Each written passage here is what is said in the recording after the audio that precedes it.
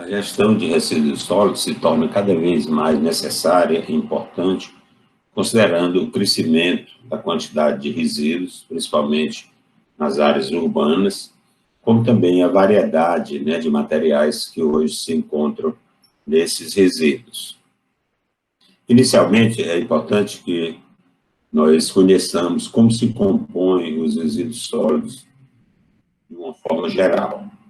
De acordo com a BNT, pela LBR 10.104, os resíduos sólidos podem ser classificados em duas categorias. Resíduos classe 1 são aqueles considerados perigosos, que merecem um tratamento diferenciado. São os patogênicos, transmissores de doenças, corrosivos, inflamáveis, tóxicos, reativos.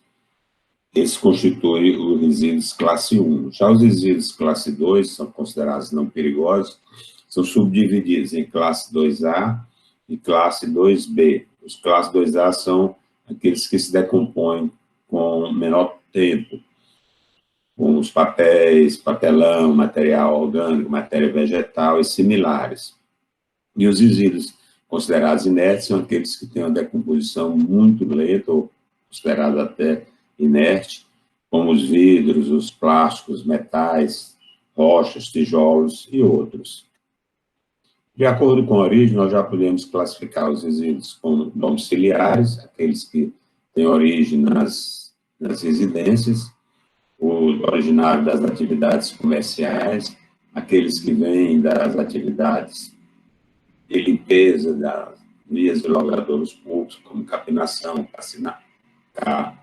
varrição, podações, etc.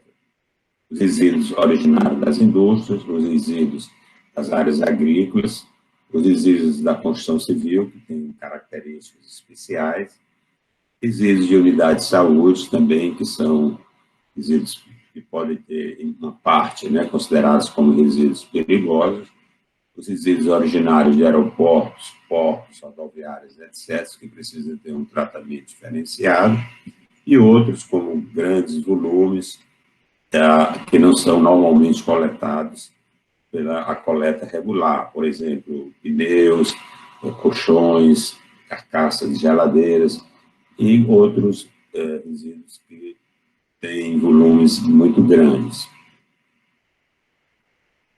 Em agosto de 10.000, portanto, completando agora 10 anos, foi instituída a Política Nacional de Resíduos Sólidos, e consolidou vários conceitos, vários dispositivos, tornando obrigatória a implantação de muitas ações visando a uma gestão adequada dos resíduos sólidos.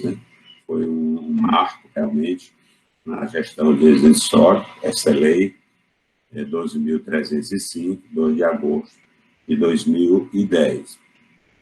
E, de acordo com essa Política Nacional de Resíduos Sólidos, o que ela preconiza são dois aspectos bem importantes. Primeiro, deve-se buscar ao máximo a redução dos resíduos que não têm aproveitamento, ou seja, que são considerados rejeitos e que devem, portanto, ser destinados a um aterro sanitário, que seria o destino final adequado. Então, ações visando não gerar o resíduo, reduzir essa geração, aproveitar para utilizar alguns resíduos, promover a sua reciclagem, o seu tratamento, por exemplo, como a recuperação de energia a partir de resíduos, a compostagem, entre outros, Ou seja, buscar ao máximo o aproveitamento dos resíduos. E outro conceito importante, da gestão compartilhada, que foi definida na Política Nacional de Resíduos Sólidos, que vai desde a obrigação, ou melhor, as obrigações do fabricante de determinado produto, do distribuidor, do comerciante, do consumidor, que somos nós, que constituímos a população, e do poder público na parte mais de controle. Ou seja, todos nós somos responsáveis pelo ciclo dos produtos, e o que se deve buscar é exatamente o maior aproveitamento do material para reduzir aquilo que realmente é considerado rejeito. Aqui nós temos nessa figura uma demonstração de como deve ser a gestão dos resíduos sólidos. Os resíduos são gerados nas edificações ou nas vias públicas, né, como resultado das atividades de limpeza, e são acondicionados em depósitos adequados, né. Depois, esse material é coletado em veículos também destinados para este fim. E aqui nós temos, então, uma parte do material aproveitável vai para reciclagem. Reciclagem, por exemplo, os papéis, papelões, plásticos, vidros, metais e outros vão ser triados, separados e depois destinados à reciclagem. Uma parte pode passar por tratamento, por exemplo, a matéria orgânica pode sofrer o processo de compostagem e gerar um tipo de adubo orgânico. A incineração pode ser feita visando ao aproveitamento energético. A decomposição anaeróbica da matéria orgânica também vai gerar o biogás, que também resulta no aproveitamento energético do resíduo. E só aquilo que não tem tratamento ou que não é reciclado se destina aos aterros sanitários, que é o destino final considerado sanitariamente adequado. E os serviços de limpeza urbana, então, eles são compostos em várias etapas, que vão desde como você armazena os resíduos, ou seja, desde a fase de acondicionamento até a fase de destinação final daquilo que não pode ser aproveitado ou tratado, que é no caso, o aterro sanitário. Então, além do acondicionamento nas edificações, tem os resíduos originários de varrição, capinação, raspagem, limpezas de um modo geral dos logradouros públicos, né? Esse material é coletado e transportado. Uma parte passa por uma triagem, que é exatamente o material reciclável, né? Que vai ser triado, ou seja, separado, pode ser feito por intermédio da coleta seletiva. Outra parte pode ser tratada, aqui eu coloquei duas formas de tratamento, mas existem outras, no caso a compostagem e a incineração. E, por final, o aterro sanitário, para receber aqueles resíduos que não têm uma possibilidade de aproveitamento ou tratamento. Nestas figuras, nós mostramos as diversas atividades, a varrição manual, feita por garias, a varrição mecânica, por varredeiras, né, mecânicas, a capinação também pode ser manual, para retirar essa vegetação que cria, né, na sarjeta, como também pode ser feito utilizando equipamentos. Nós temos os caminhões, os coletores, um caminhão tipo baú, fechado, uma caçamba fechada, conhecido como tipo prefeitura, usado mais nas periferias das grandes cidades ou em cidades pequenas. O caminhão compactador, existem vários modelos, vários fabricantes, ele consegue transportar maior quantidade de resíduos, né, porque ele vai compactando, né, portanto, ele consegue acomodar mais resíduos. Existem veículos para transportar essas caçambas, que são colocadas em locais onde há grande produção de resíduos, como em feiras, mercados, supermercados, shoppings e outros locais onde há produção de resíduos. E aqui é um tipo de veículo que é usado muitas vezes em cidades grandes para fazer tipo uma limpeza, pente fino nas áreas centrais, porque normalmente a coleta dos resíduos na área comercial é feita à noite, mas durante o dia um caminhão pequeno consegue circular na área central, coletando algum resíduo que possa existir ali. E, como nós falamos, a Política Nacional de Resíduos Sólidos, ela enfatiza bastante o aproveitamento de resíduos sólidos. Ou seja, o que puder ser reciclado, puder ser aproveitado, assim deve ser feito, né, para reduzir ao máximo a quantidade de rejeitos. E vem, então, o conceito de economia circular, ou seja, há uma gestão circular dos resíduos. Para fabricar um produto, podem ser utilizados recursos naturais ou recursos secundários, passa por um processo de fabricação, embalagem, distribuição, etc. Nós consumimos, adquirimos um produto, consumimos e geramos os resíduos. Esses resíduos, dentro da economia grande parte deve voltar, para a cadeia, para ser utilizado na fabricação de novos produtos, ou incluindo aí, no caso, a reciclagem. Uma parte pode ser utilizada para recuperação de energia elétrica, ou a produção de biogás também, e somente o que não é aproveitado vai para os aterros sanitários.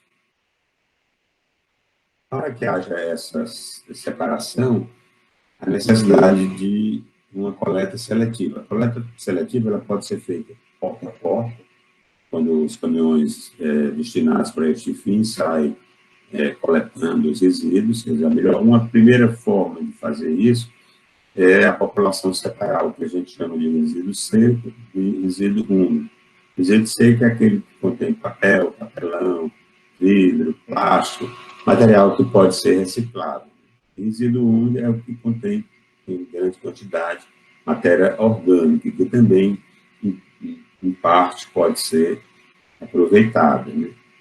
Mas, quando não há coleta seletiva porta a porta, podem ser previstos postos de entrega voluntária, ou seja, locais onde a população pode destinar seus resíduos. Aqui nós temos, por exemplo, os ecopontos, que são locais que assim foram denominados pela Prefeitura de Fortaleza, distribuídos em vários bairros. Lá eles recebem resíduos, aqui nós temos depósitos para vidro, a cor verde, metais, papéis, plásticos, como também recebem resíduos de pequenas obras, material de construção de pequenas obras, restos também de podações não em grande quantidade, resíduos como pneus, resíduos de grandes volumes, e em muitos locais, assim como na Prefeitura de Fortaleza, nos ecopontos, eles concedem bônus à população que entrega esse material, é uma entrega voluntária. E lá, esse material, de lá, esse material se destina ao seu aproveitamento. A separação pode ser feita também em usinas de triagem, esteiras, que os resíduos vão passando e os operários vão fazendo a triagem, a captação, colocando cada um nos seus depósitos para fins de reciclagem. A Política Nacional do Solo produziu um conceito já existente de logística reversa e passou a exigir a logística reversa para alguns tipos de resíduos. Então, o que é a logística reversa? É um conjunto de ações, procedimentos, etc., visando viabilizar a coleta e a restituição do resíduo sólido ao setor empresarial. Então, alguns materiais, como, por exemplo, pilhas e baterias que não são mais utilizados, o consumidor, somos nós, devemos devolver aos comerciantes, e daí devolvem para os fabricantes, e esse material pode ser aproveitado para produzir novas pilhas e baterias ou outros produtos. E aquilo que não for aproveitado é dado um destino sanitário adequado. Então, na lei, ela estabelece 6 tipos de resíduos que são obrigados a passarem por um processo de logística reversa. Os agrotóxicos, seus resíduos de embalagem, pilhas e baterias, pneus, óleo lubrificante, seus resíduos de embalagem, lâmpadas fluorescentes de vapor, de sódio, mercúrio, de luz mista, e produtos eletrônicos e seus componentes. Algumas legislações estaduais, como, por exemplo, no caso do Ceará, já acrescentou também, como de logística reversa obrigatório, os fármacos, restos de remédios vencidos, ou que não foram utilizados, deverão ser devolvidos às farmácias, e elas, então, devolverão aos fabricantes. Mas, além desses 6 ou 7, dependendo da legislação, resíduos que têm logística reversa obrigatória, a lei diz que o poder público pode exigir, né, sistema de logística reversa para os produtos comercializados em embalagens plásticas, metálicas ou de vidro, ou demais produtos em embalagem. Isso a critério, né, do órgão de controle. Uma forma de aproveitamento de resíduo, que é para a matéria orgânica, que geralmente constitui 45% a 50% da composição dos resíduos urbanos. Esse material ele pode passar por uma decomposição aeróbica e resultar num produto chamado composto, que é um adubo orgânico, ou seja, ele melhora as condições físicas do solo quando aplicados. Essa compostagem ela pode ser feita em leiras, né, em pátios. Esse material é removido periodicamente para que haja aeração, como mostra a figura. Então, depois ele vai se transformando e constitui o que nós chamamos de composto. Pode também ser para grandes cidades, onde há um percentual alto, uma quantidade grande de matéria orgânica, de ser feito isso em usinas de compostagem. Então, nesses cilindros, os resíduos orgânicos são colocados, e esses cilindros são giratórios, recebem oxigênio, e aí dentro é feita a decomposição aeróbica mais rápida, né, produzindo um composto com maior rapidez, logicamente só indicada para as grandes cidades. Mas para cidades pequenas e até de certo porte, é perfeitamente viável a utilização da compostagem em pátios, porque é possível, se não toda a matéria orgânica produzida pela cidade, uma grande parte ser transformada em composto, trazendo muitos benefícios, principalmente para a melhoria das condições do solo. Ultimamente tem se dado muita ênfase à recuperação energética dos resíduos, né, que já é uma realidade em várias partes do mundo. O Brasil também já começa a atuar nessa área, né? Então, são tecnologias que transformam, né, o resíduo. Pode ser urbano, mas também pode ser um resíduo agrícola, com grande quantidade de matéria orgânica, né, para a produção de biogás e biodigestores. Então, esses resíduos são transformados em energia elétrica ou térmica. Algumas cidades utilizam o vapor resultante da queima dos resíduos para aquecimento, né, regiões de clima frio, e outros para geração de energia elétrica. Essa recuperação, exemplos de recuperação energética, nós podemos citar o coprocessamento em forno de clínica, que é muito usado em aterros, ou melhor, na fabricação de cimento, a incineração, propriamente dita, o processo de pirólise, gaseificação, a digestão anaeróbia, né, em biodigestores, que nós sabemos que a decomposição anaeróbia de matéria orgânica resulta na produção de gases, né, com um grande percentual de metano e CO2, e o metano é exatamente o que interessa mais por ser um gás combustível. Aqui a gente tem uma planta padrão de incineração, em que os resíduos passam por um processo de combustão, depois, então, ele passa por um processo de transformação, desse aproveitamento, né, desse calor para geração de energia elétrica, né, ou então para geração de vapor, que vai, como eu disse, ser utilizado para aquecimento em edificações. Essa incineração ela deve ser precedida, né, de uma separação para que você possa retirar antes o material que pode ser reciclável, né? E o processo de biometanização ou de gestão anaeróbica também tem sido utilizado, né, e tem gradativamente crescido devido à grande quantidade de matéria orgânica, tanto nas áreas urbanas como nas áreas rurais, né? Então, consiste na decomposição anaeróbica da fração orgânica, que nós chamamos putrescível, ou seja, da fração orgânica, que se decompõe, né, no caso aí, por bactérias anaeróbias, e vai gerar um gás rico em energia, né?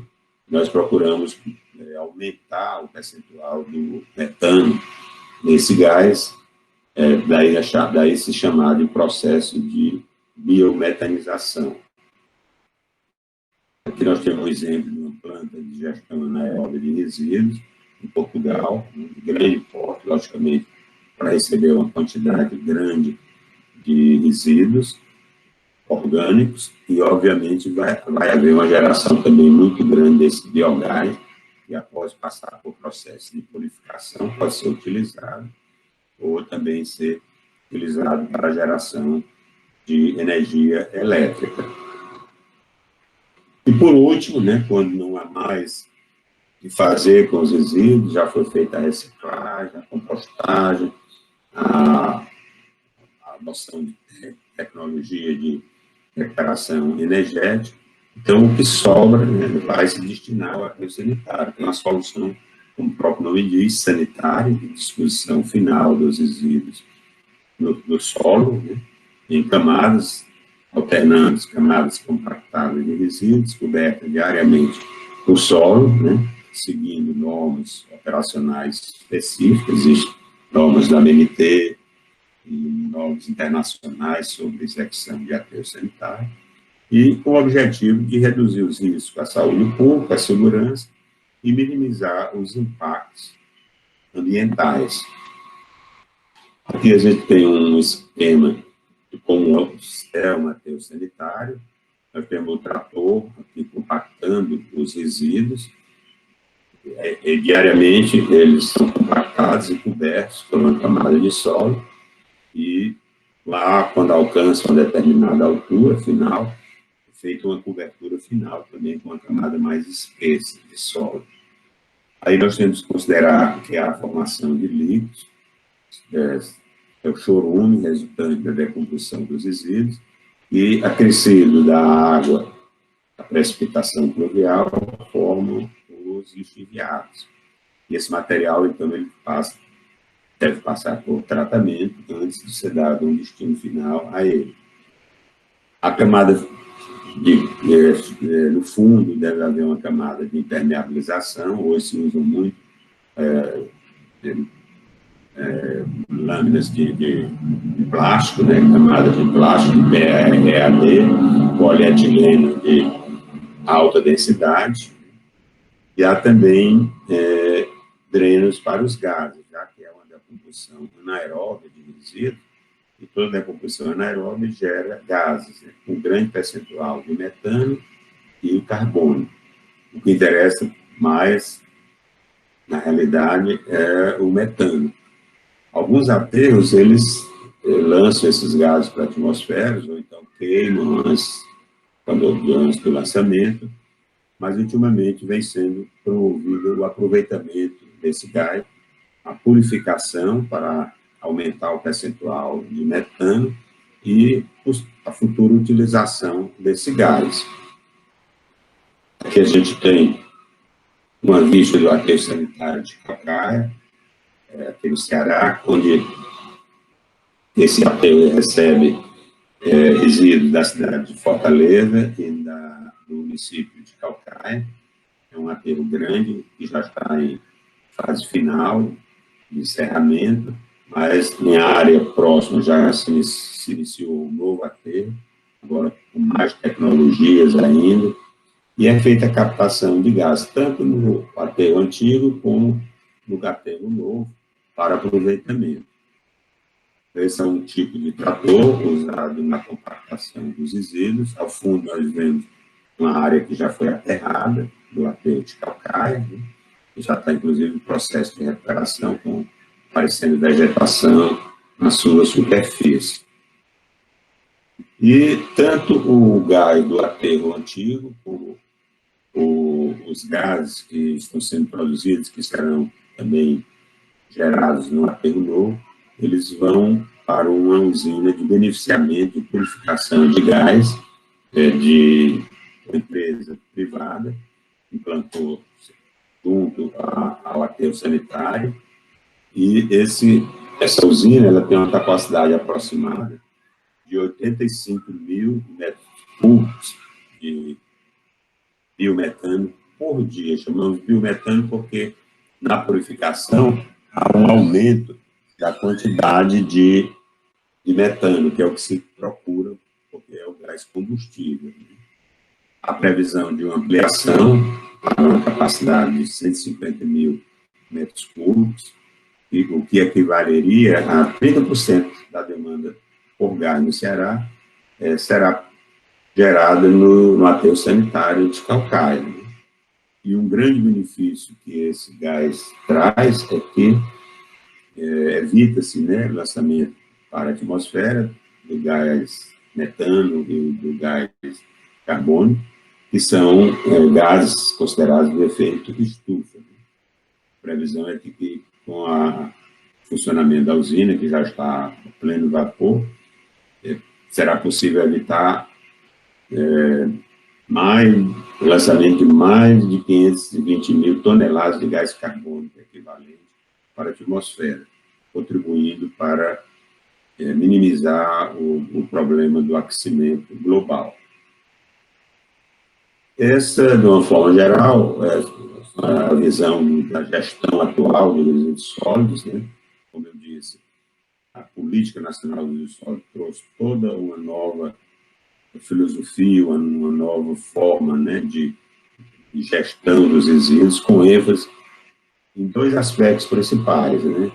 A responsabilidade compartilhada, desde o fabricante até o consumidor, que é a população, e o aproveitamento máximo dos resíduos, seja pelos processos de reciclagem, e aí entra a economia circular, a logística reversa, e com isso se espera reduzir ao máximo a quantidade de resíduos que vai para os aterros sanitários, consequentemente, esses aterros serão menores e causarão menos impactos ambientais.